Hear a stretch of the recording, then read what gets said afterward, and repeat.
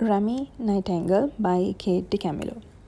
This is a story about three friends, namely Raymie, Luciana, and Beverly.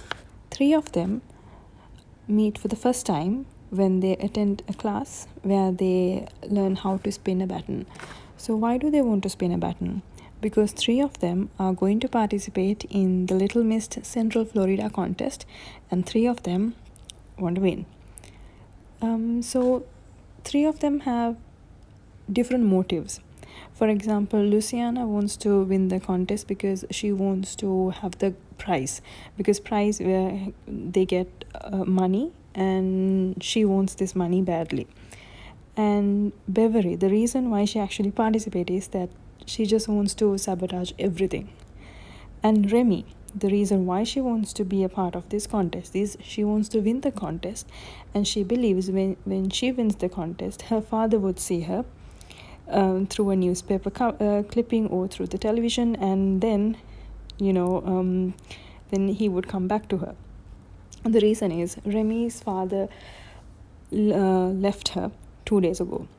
So these are the three separate reasons why each one of them wants to be a part of the contest.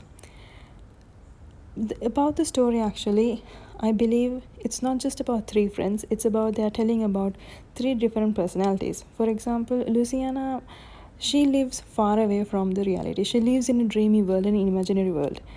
And Beverly is too realistic. She has seen things in very let's say in a very realistic and in a hard way.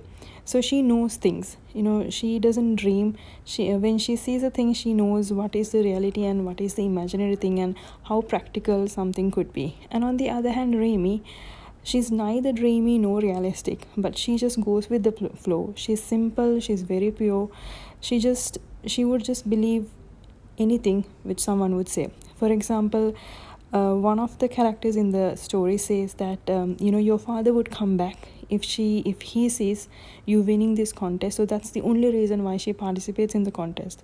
Other than that, it doesn't occur to her mind that that is just not a possibility. Like, winning a contest would not help her to get her dad back, but this is how she thinks because someone told her so.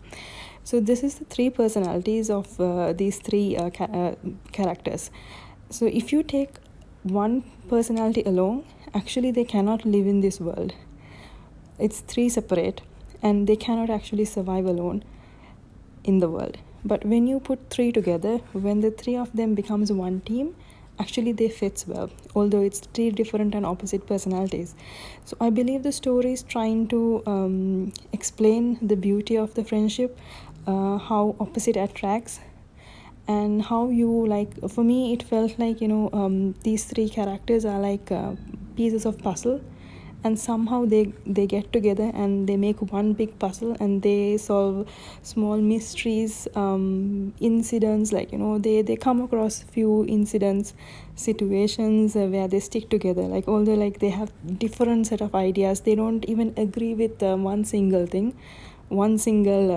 decision, but when they stick together, they always stick together. So it's a beautiful story about friendship. Simply, it's a beautiful story about friendship of three girls. I believe they do not mention the age limit of the girls, but I believe they are just maybe 10 years old, I believe so. Yes. And it is actually the story is targeted for children, teens. So it's actually a very nice story. And sometimes the author mentions things like which are just plain words, but you have to read in between the lines. There is a meaning behind some sentences. So it's like a life lesson. So it's like a book which would help someone to shape their life, to understand something, to get a nice thought, to see the world in a different way. So it's overall, it's a children's book. It's a nice book. It's a light reading book. Like, you'll feel nice to read it. No villains, no master plans, but it's very, very simple and plain and very pure. Thank you.